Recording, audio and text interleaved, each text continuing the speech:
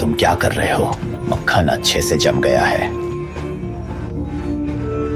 अब धरती के पारिस्थितिकी तंत्र के विनाश के बाद का मानव है। हालांकि उसकी आकृति मनुष्य जैसी ही है, लेकिन उसके शरीर में पौधों के जीन हैं और उसकी पीठ पर एक अजीब सा छेद है। क्योंकि इस युग की दुनिया की जीन पर्यावरण श्रृंखला पूरी तरह से ध्वस्त हो चुकी है। संसार की सभी चीजों में जीन का विशाल संयोजन हो गया है। पौधों में जानवरों के जीन हैं और जानवरों में भी पौधों के जीन हैं, और यहाँ तक कि आमतौर पर देखे जाने वाले जुगनू भी गोली की तरह पल भर में कठोर कवच को भेद सकते हैं। और अभी की लड़की ही वर्तमान मानव विकास का अंतिम परिणाम है।